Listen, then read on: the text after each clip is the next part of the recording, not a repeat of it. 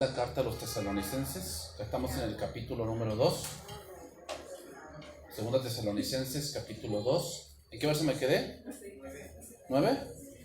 Ok, voy a dar lectura allí al 9 y seguimos ahí adelante.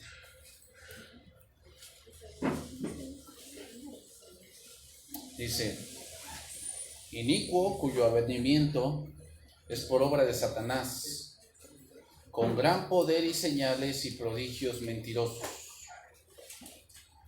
Bien, veníamos hablando un poco sobre lo que es el anticristo.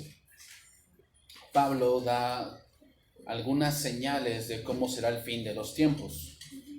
Y una de las cosas dice más atrás que es la apostasía, es decir, un tiempo en el que la humanidad entrará en el punto de que no habrá ley.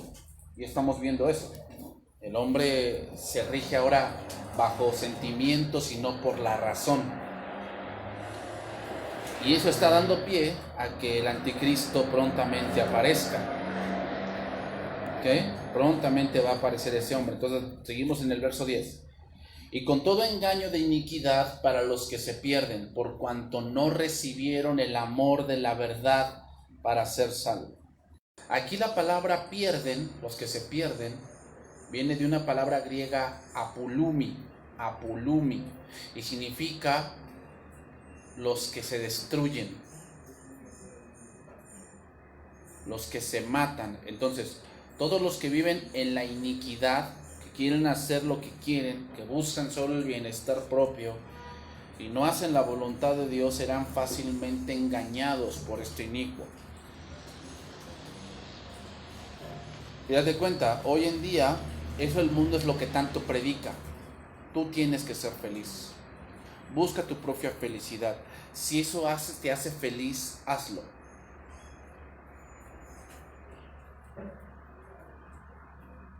Y sí, en algún punto debemos buscar nuestra felicidad, hermanos, pero buscarla bajo los términos de Dios.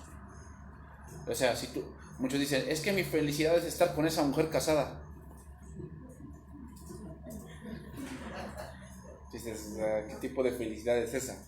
O sea, estás mal. Pero hay gente que, es que si esa es tu felicidad, búscala. No, o sea, si vamos a buscar nuestra felicidad, pero bajo los términos de Dios, porque el hacer tu voluntad, Dios mío, es mi alegría.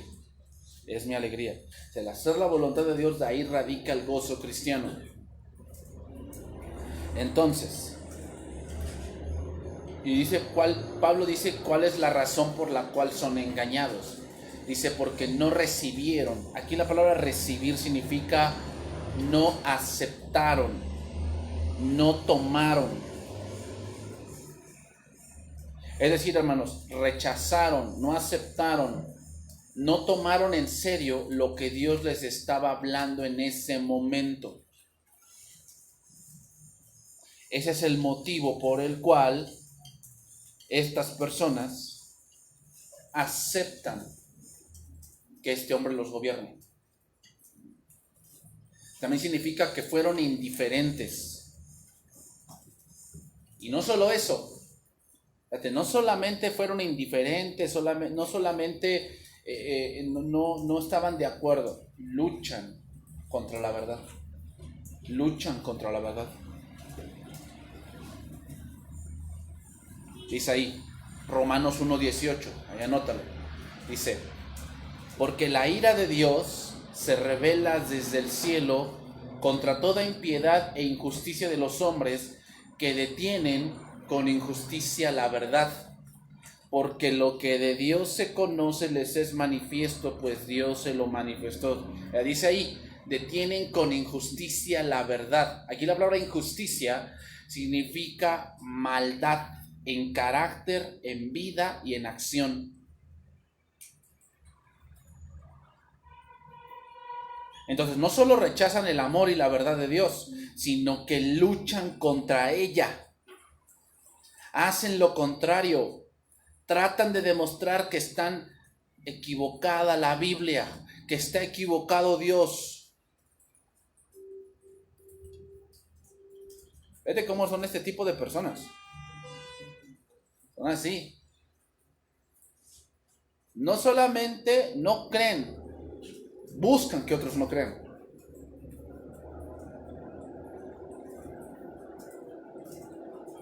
Hace referencia, hermanos, a buscar caminos alternos. Hace referencia a buscar en algo más que no es la verdad, que no es la cruz.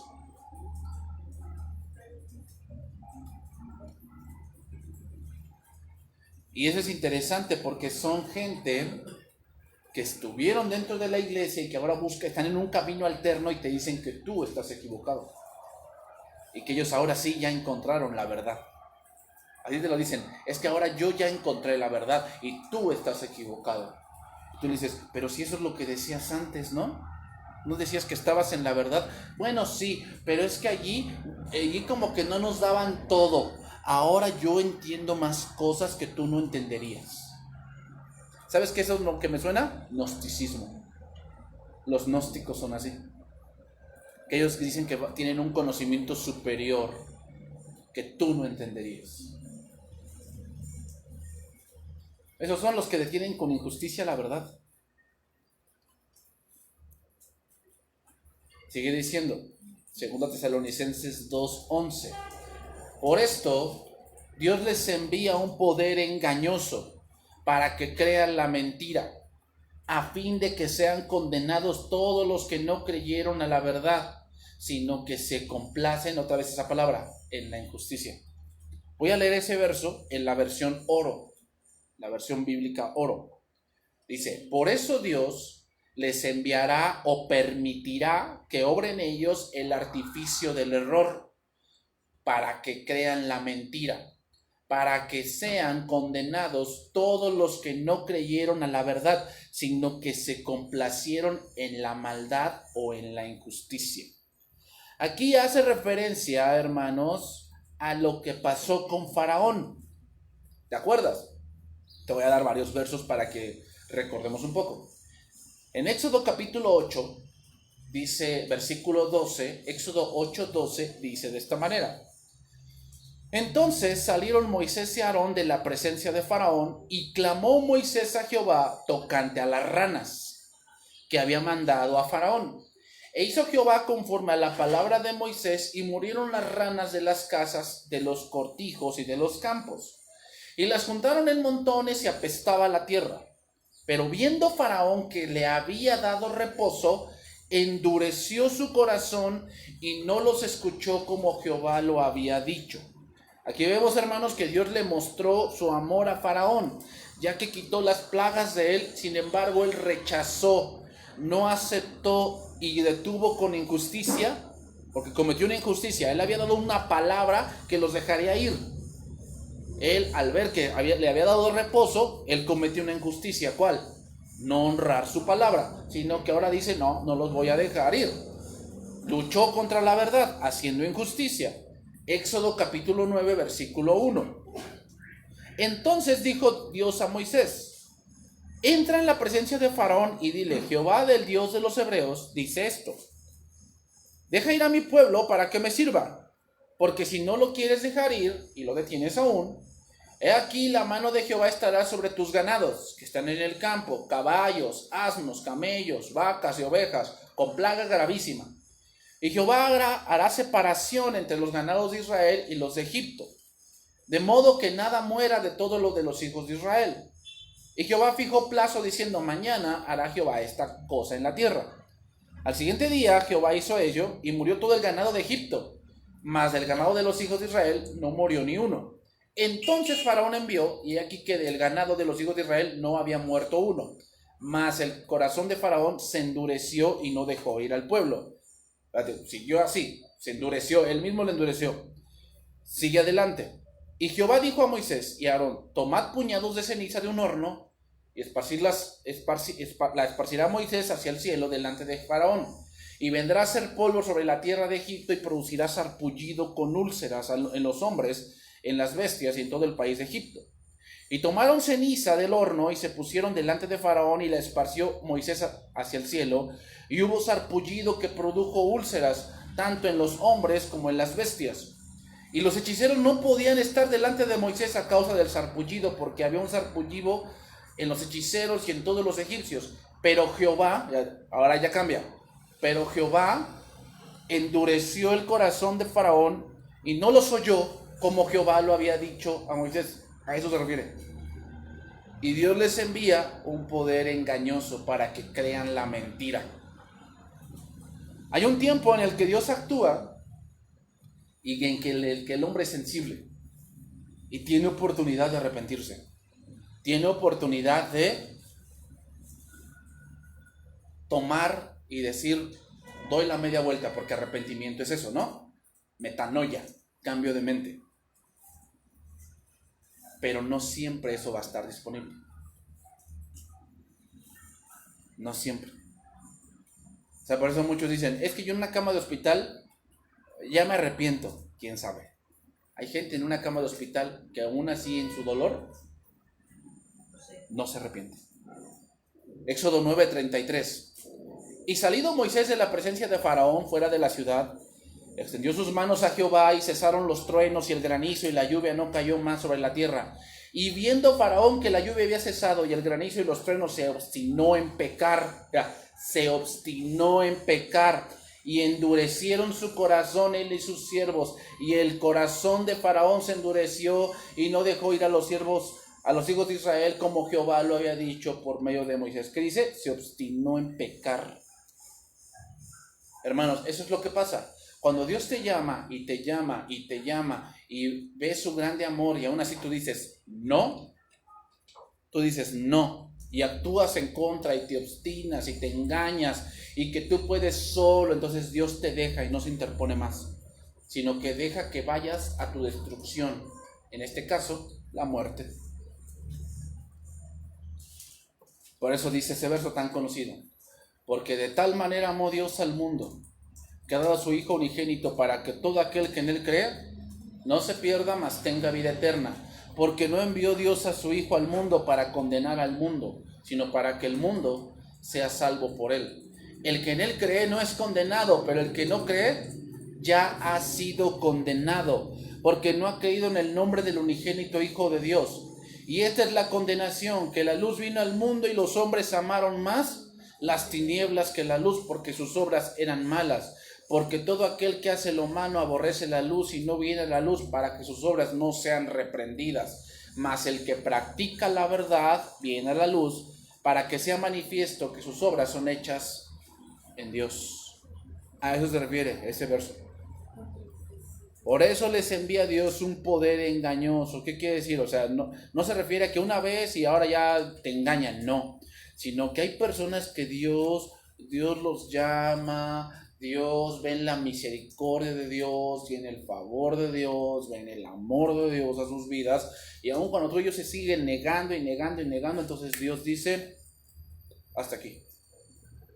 ¿Quieres hacer eso? Hazlo, pero vas a morir.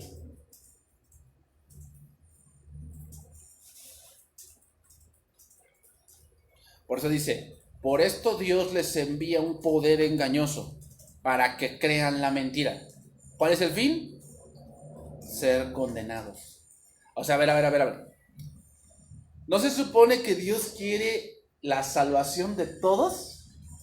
¿No dice Primera de Pedro que Dios no retrasa su venida, según algunos la tienen por tardanza, sino que Él espera que todos procedan al arrepentimiento? ¿Cómo estamos con esos dos versos? No dice eso y aquí dice que sean condenados. Es que el contexto puntual es que Dios ya les habló. Dios ya les dijo. Dios ya los buscó. ¿Ellos qué? Dijeron no. Bueno, entonces, ¿no quieres como Faraón? Ya te envié 2, 3, 4, 5 plagas. ¿No quieres? Ahora yo te endurezco para que ya no creas. Ya no te vas a arrepentir. Ahora vas a recibir el castigo. Y al final, ¿qué? Serás condenado. Hermanos, la misericordia de Dios tiene un límite. No siempre va a estar disponible. Por eso decimos, no es del que quiere, ni del que corre, sino del que Dios tiene. O sea, no es de que, pues yo cuando decida yo acepto a Dios. No es cierto. No es cierto. No es del que quiere ni del que corre. sino del que Dios tiene misericordia. ¿Ok? Entonces, seguimos adelante porque vamos a encontrarnos con otro verso aquí que también está algo complicado. Es lo que dice, 2 Tesalonicenses 2:13. Pero nosotros debemos dar siempre gracias a Dios respecto a vosotros, hermanos amados por el Señor, de que Dios os haya escogido desde el principio para salvación, mediante la santificación por el Espíritu y la fe en la verdad. Ese verso es algo complicado y sacan eso los calvinistas, ¿ya ves? Los tesalonicenses ya habían sido escogidos para salvación, ¿no? La gracia irresistible. Ok, vamos a analizar ese verso. Pablo pasa ahora del cuadro que es terrible a un cuadro muy fuerte hablando de un punto humano, a un cuadro de esperanza y de gracia para con todos los que hemos creído.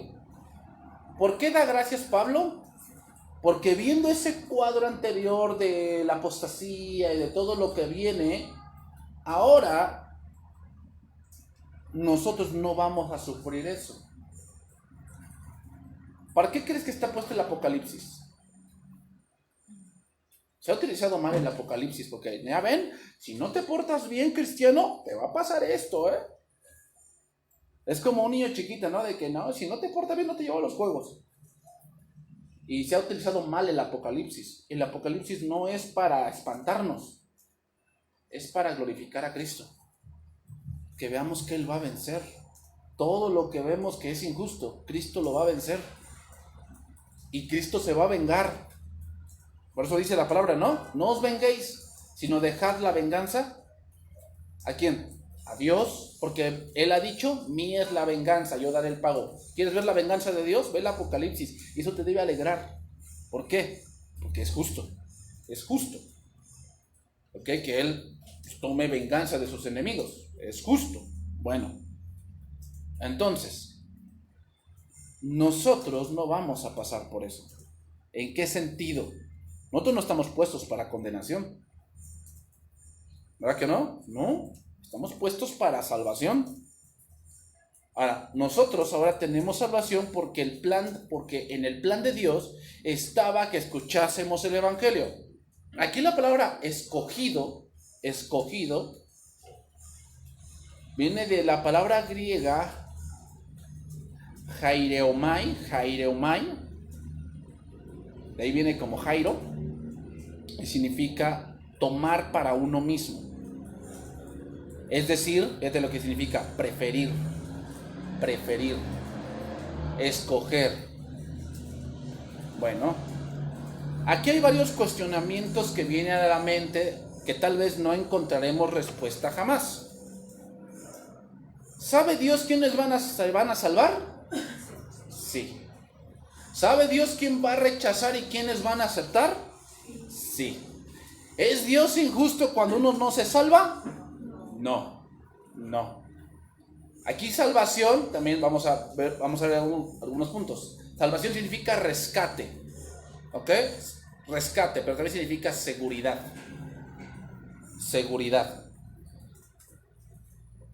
Y luego principio. Aquí principio significa iniciación.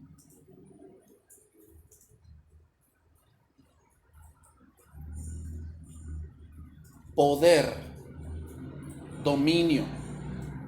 A ver, hermanos, debemos razonar aquí algo. ¿La salvación fue planeada por causa de la caída o antes de la caída? Otra vez se lo voy a preguntar. ¿La salvación fue planeada por causa de la caída o antes de la caída?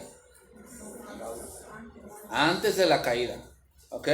La salvación no es algo que Dios pensó en último momento porque lo sorprendió la caída del hombre. No, hermanos. La salvación ya estaba planeada. Dios no ha planeado la ruina del hombre, sino su salvación. Entonces, vienen más cuestionamientos. ¿Dios sabía que el hombre desobedecería? Sí. ¿Por qué no lo detuvo? ¿Sí? ¿Por dónde estaría la soberanía de Dios? Porque Dios es soberano. Dios no hizo robots. Dios hizo seres humanos que sirvieran a Dios voluntariamente. De todo árbol del huerto podrás comer, pero de este no. Como ellos dicen, ay, pues si Dios es tonto, porque si no quería que pecaran, ¿para qué les pone ese árbol? No, es que a tu hijo, ¿a poco a tu hijo siempre lo mantienes dentro de la casa, no? Un día tiene que salir y tiene que pasar la calle. ¿Y sabes que es peligroso? ¿O no? ¿Sabes que es peligroso? Si él no mira bien a los lados, puede ser atropellado. Pero tú como padre, también un padre maduro, sabes que tu hijo tiene que aprender. ¿Por qué no entonces comenzó de nuevo el Señor? Ya cayó Adán, pues destruyó todo y vuelvo a comenzar. La respuesta es por su gloria. ¿Dios quiere que se salven todos? Sí. ¿Todos se van a salvar? No. ¿Por qué no? Porque no todos creen. No todos creen. Óiganlo bien como lo digo. No todos creen. No todos deciden que yo decidí por Cristo. No, no es cierto.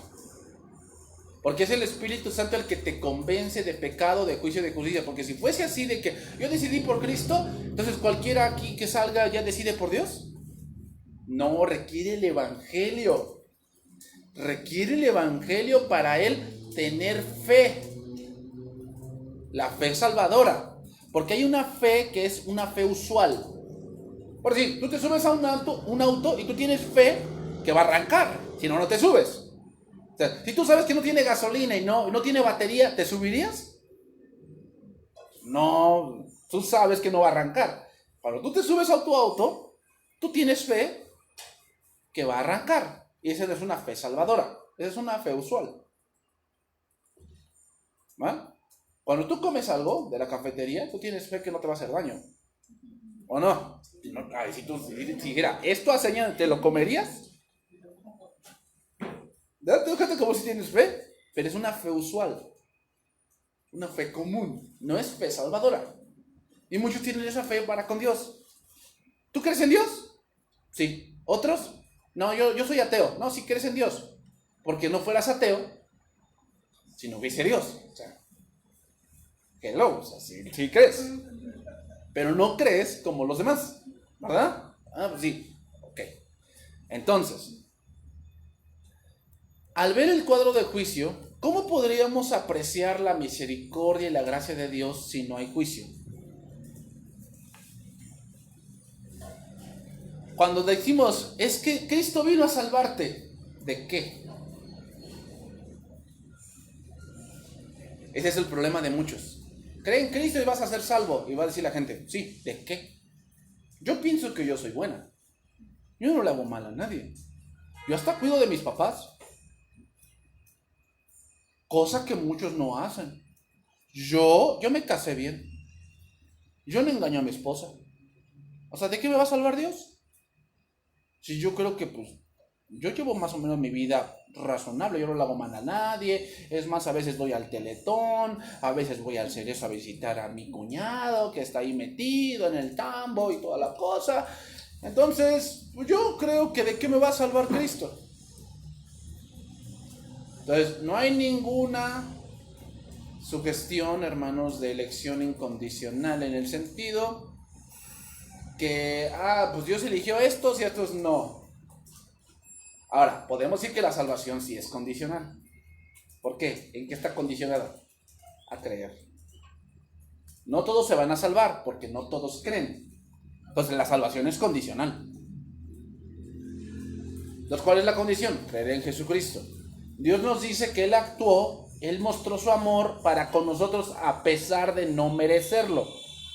Y merecer el castigo como aquellos. ¿Como cuáles aquellos? Los que leímos anteriormente en el capítulo.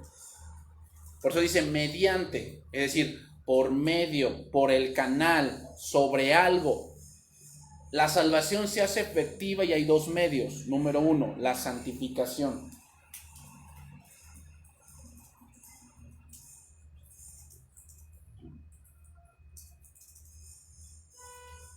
que significa aquí, hermanos, purificación.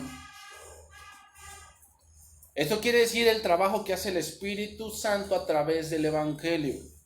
Hermanos, el medio para que los hombres lleguen a Cristo es el Evangelio.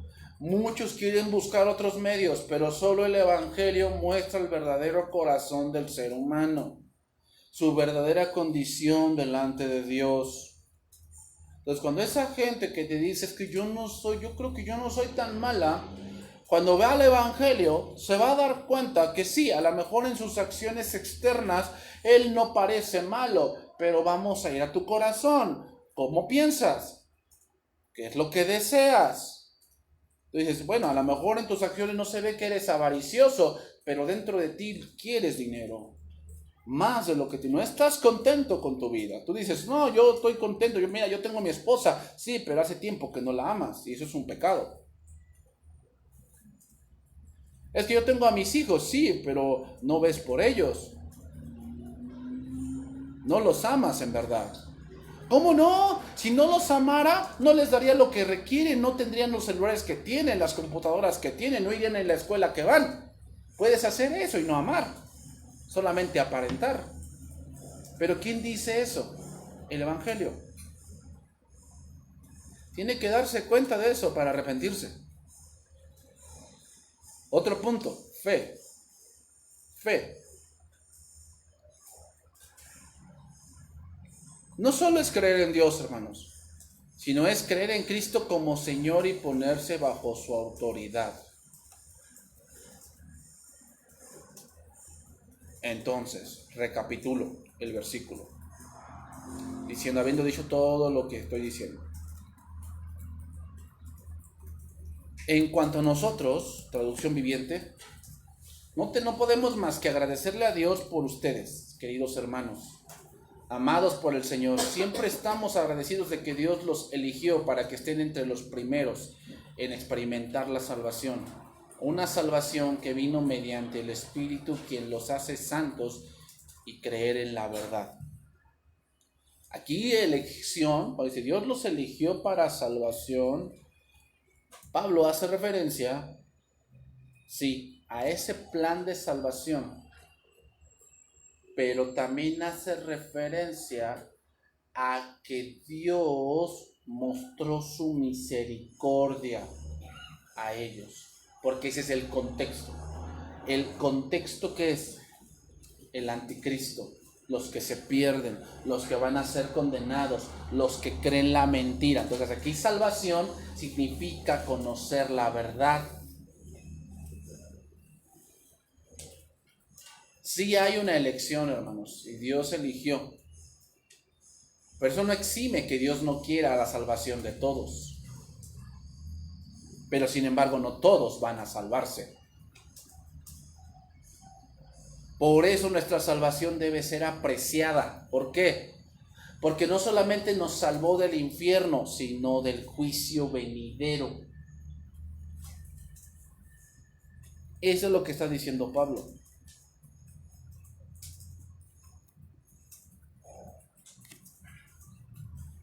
Sigue diciendo, 2 Tesalonicenses 2:14, a lo cual os llamó mediante nuestro evangelio, para alcanzar la gloria de nuestro Señor Jesucristo. ¿A qué fueron llamados? A la salvación. Aquí la palabra alcanzar significa adquirir. Y aquí hay otra palabra interesante, preservar. Preservar.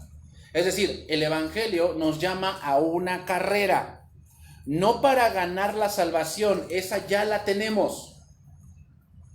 ¿Qué? La salvación ya la tenemos. La salvación no es algo que tendremos, es en lo que ya estamos. Pero la salvación, hermanos, tiene otras cosas. Y una de esas cosas son galardones. Te voy a citar varias cosas. Mira, Apocalipsis 2:7.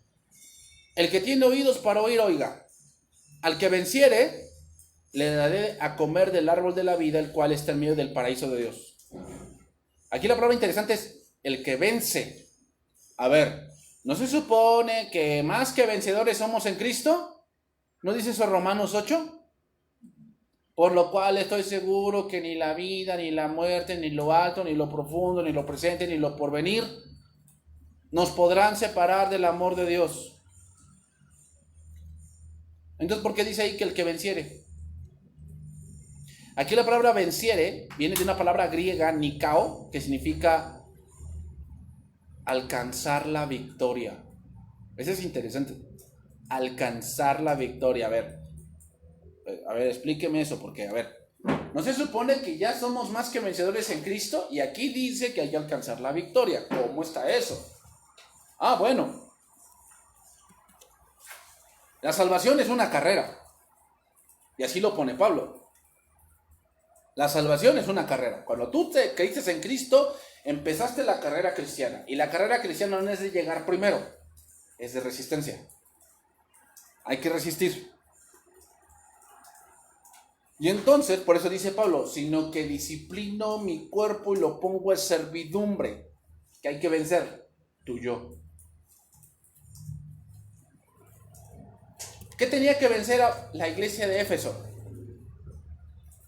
Que había olvidado su primer amor. Para que se te olvide el primer amor, una de las cosas que pasa para que se te olvide es que todo se te vuelve rutina. Y hermano, nunca debes permitir eso.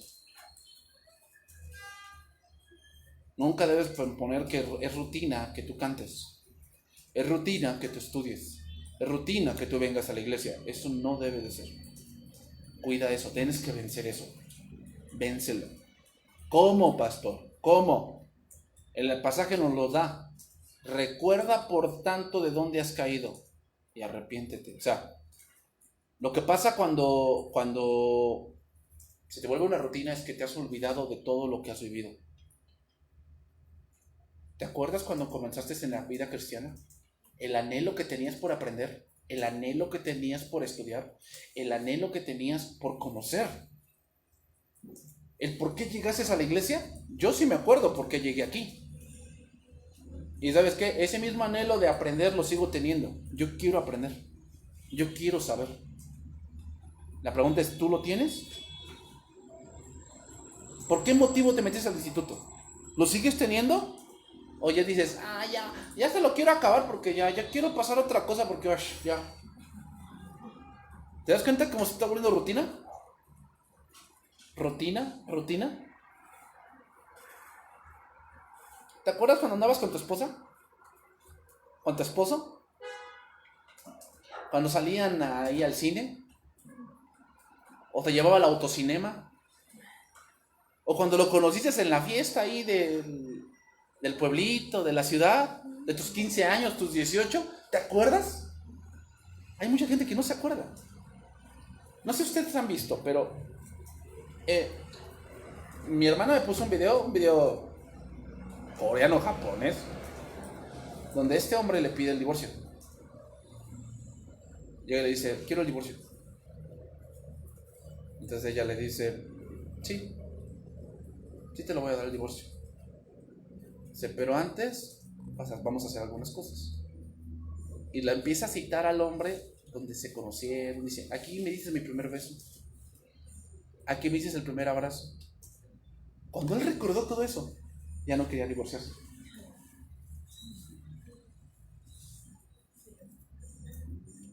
¿Te das cuenta? ¿Qué pasó? Lo olvidó. Olvidó eso. Olvidó por qué le pidió ser su esposa. Lo olvidó.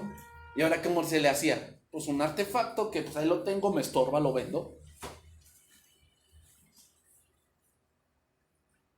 Entonces, por eso el amor se enfría. ¿Por qué? Olvidamos muchas cosas. Hay que vencer eso. Entonces, ¿la salvación ya la tienes? Sí. Pero la salvación no es solamente de que ya creí y pues a ver qué pasa. No. Tienes que vencer muchas cosas. Otro, mira, dice Apocalipsis 2:11, dice, el que tiene oídos, oiga lo que el Espíritu dice a las iglesias. El que venciere no sufrirá daño de la segunda muerte. Otra vez ese verso. Otra vez esa palabra. El que venciere. 17 de Apocalipsis 2:17, otra vez. Al que venciere le daré de comer del maná escondido. Otra vez esa palabra. Y se lo está diciendo a iglesias. O sea, son cristianos. Y le está diciendo al que venciere. A ver, ¿qué no tienen la salvación? Es que vencer no tiene esa connotación.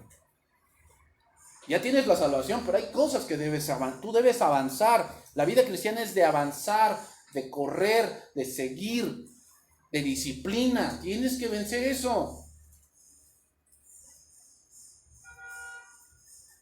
Apocalipsis 2:26, otra vez. Al que venciere y guardare mis obras hasta el fin, yo le haré autoridad sobre las naciones. Otra vez, al que venciere. Entonces, sin duda, había salvos en esas iglesias, pero también tenían que vencer. Es decir, la vida cristiana es una carrera donde debemos llegar al final. La vida cristiana es una carrera donde debemos llegar al final. Yo se los he dicho, hermanos. No es cómo empiezas, es cómo terminas. Mucha gente empieza con buenos motivos. Y muchos empiezan así. Yo quiero conocer a Dios. Y qué bueno, ay, qué bueno, gracias a Dios, qué bendición. Y a la mitad del instituto andan echando pestes. No es cómo empiezas, es cómo terminas. Y hermanos, acabar un instituto no es fácil. No es fácil. Si fuese fácil, los que entraron contigo terminarían también, pero no lo hacen porque no cualquiera lo hace. ¿Por qué? No puede. Hay que vencer muchas cosas. Hay que vencer la pereza, hay que vencer la indiferencia. Empiezas a verte que el otro que venía contigo ahora ya no viene, y porque él no viene, yo sí. Tienes que vencer todo eso. O sea, ya déjate de que, ¿por qué él sí lo hace y por qué él no lo hace y yo sí lo tengo que hacer? Vence eso ya. La salvación es personal. Pero hay muchos que no vencen eso y eso los estanca. Porque siempre que los vas a exhortar, ¿por qué él no le dice nada y a mí sí? Yo te respondería como Jesús: si yo quiero que él permanezca, ¿a ti qué?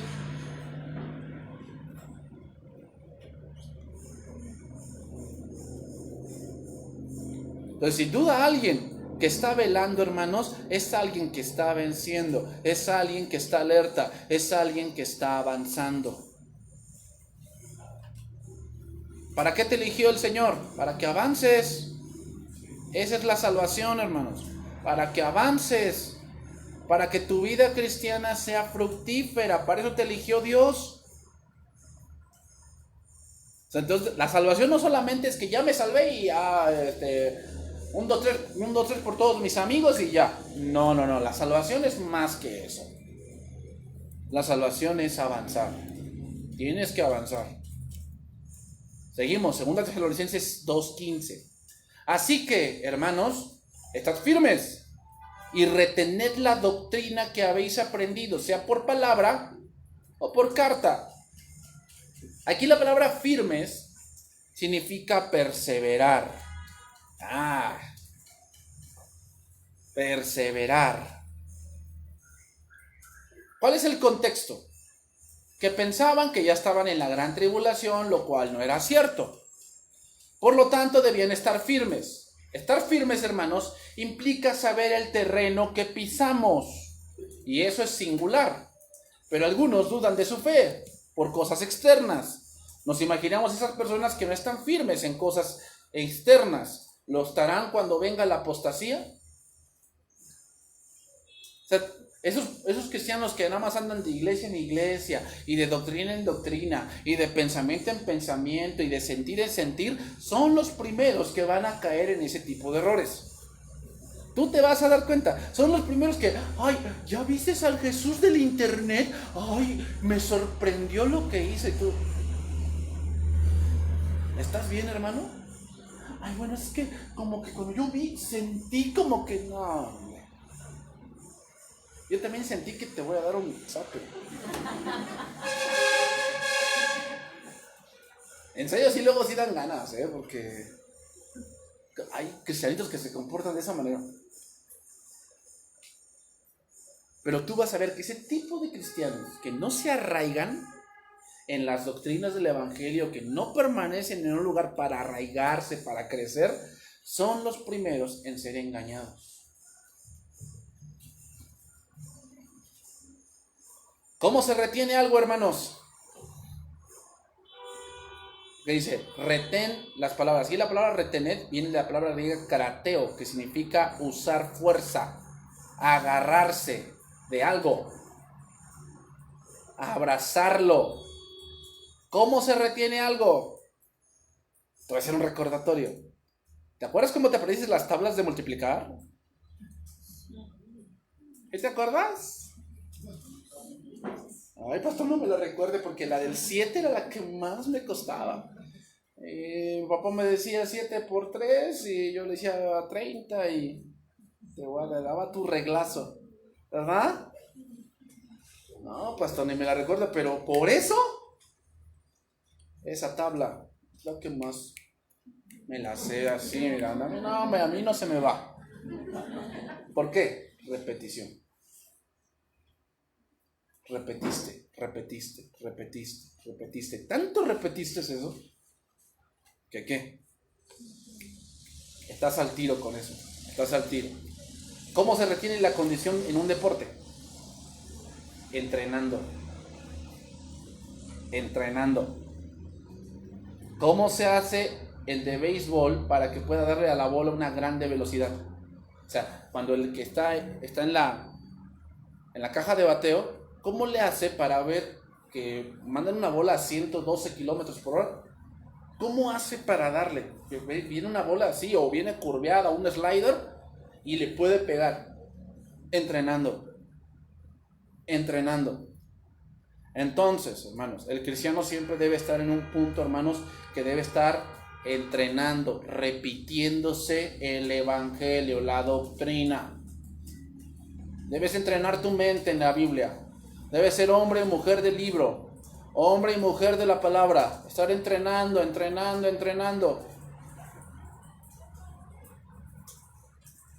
Para que cuando el diablo te mande una bola, tú le pegues un jonrón. Dices, no, así escrito está, no solo de pan. ¡Pum!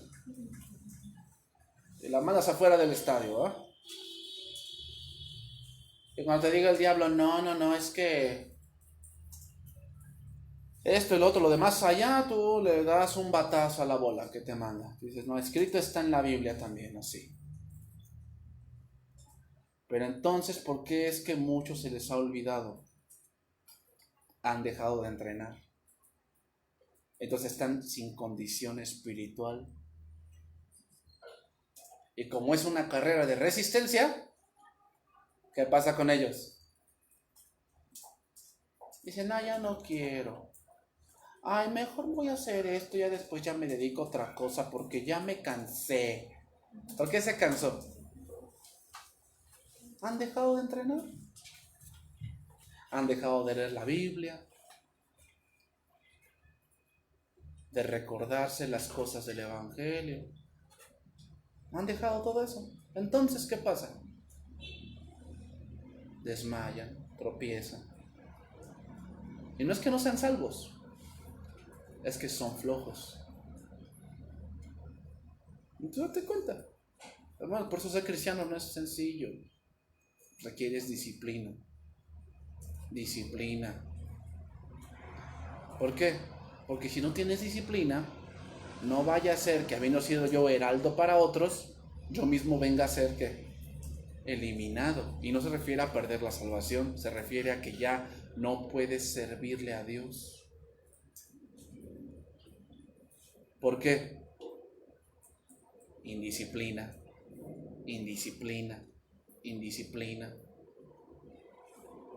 Terminamos con este último verso, estos últimos dos versos. Segunda Tesalonicenses 2, 16 y 17. Con eso vamos a terminar.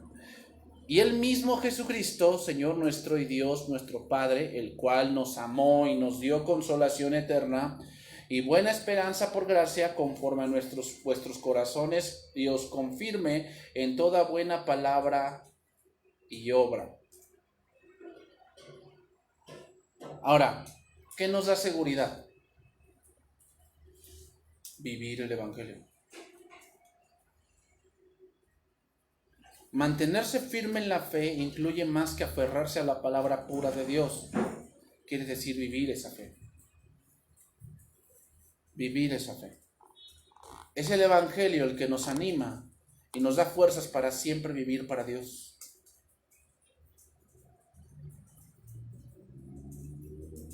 En verdad, hermanos, cuando entendemos las verdades profundas del Evangelio, entonces de verdad vamos a vivir para Dios.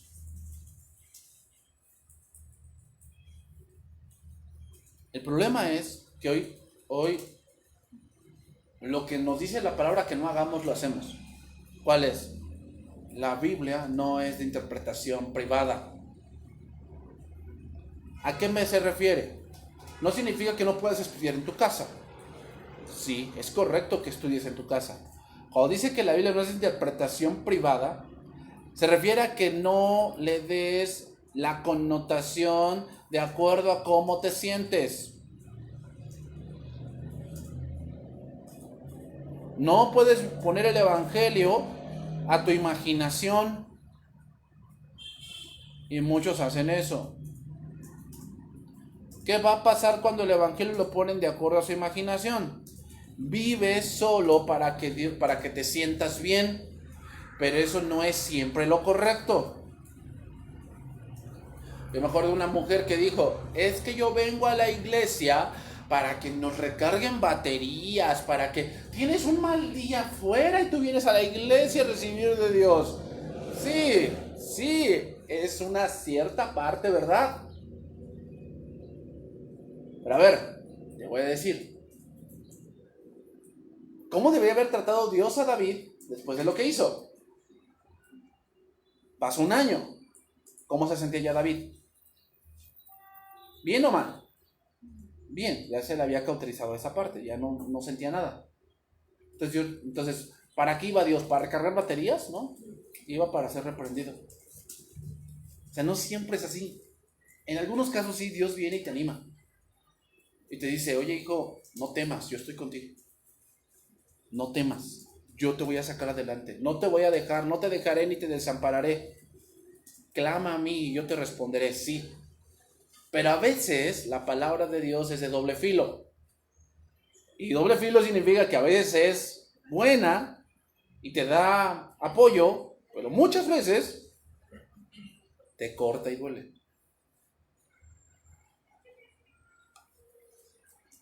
¿Te das cuenta? Por eso no es de interpretación privada. Podemos poner este verso, ¿no? Romanos 8:22. Y hasta el final, hasta el 39. Nada más te voy a leer algunos versos ahí. No lo voy a leer todo. Algunos versos. Porque sabemos que toda la creación gime a una y a una con dolores de parto hasta ahora. Y no solo ella, sino que también nosotros mismos que tenemos las primicias del Espíritu, nosotros también gemimos dentro de nosotros mismos esperando la adopción, la redención de nuestro cuerpo. Porque en esperanza fuimos salvos. Pero la esperanza que se ve no es esperanza, porque lo que alguno ve hay que esperarlo. Pero si esperamos lo que no vemos, con paciencia lo aguardamos. Y de igual manera el Espíritu nos ayuda en nuestra debilidad. Pues qué hemos de pedir como conviene no lo sabemos, pero el Espíritu mismo intercede por nosotros con gemidos indecibles. Mas el que escudriña los corazones sabe cuál es la intención del Espíritu, porque conforme a la voluntad de Dios intercede por los santos. Y sabemos que los que aman a Dios, todas las cosas les ayudan a bien. Esto es, a los que conforme a su propósito son llamados, porque a los que antes conoció también los predestinó. Y ya sabes todo ese verso. ¿Quién acusará a los escogidos de Dios? ¿Quién es el que condenará? ¿Quién nos separará del amor de Cristo?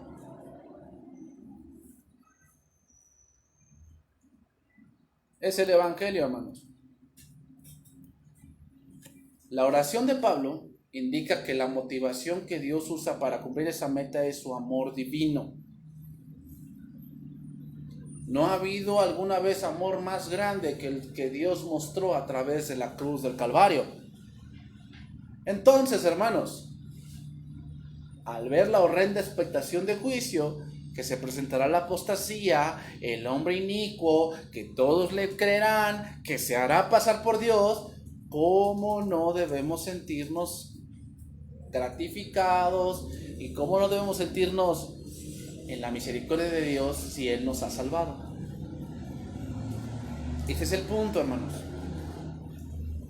Cuando dice Pablo, Dios te eligió para salvación, no es para que te sientas el muy, digas, ay no, yo soy de los elegidos, tú eres, no, pues no sé qué seas. No, ese no es el punto. ¿Qué gloria da Dios a eso? Cuando alguien dice, yo soy de los elegidos, tú no. ¿Qué gloria da Dios a eso? Eso es darte gloria a ti mismo, que tú piensas que Dios te salvó porque tú tienes algo bueno. No, no tienes nada. ¿Sabes qué? Dios me salvó no solamente de mi pecado, sino de la ira venidera. ¿Por qué? Por pura gracia. Y eso da gloria a Dios. Por eso termino. ¿Por qué entonces Dios no reinició? Dijo, ay, Adán pecó, lo voy a matar y hago otra nueva creación. ¿Qué da más gloria? ¿Destruir o salvar? Salvar. Ahí te das cuenta por qué Dios no lo hizo. ¿Por qué? Por su gloria. Porque se trata de Él, hermanos.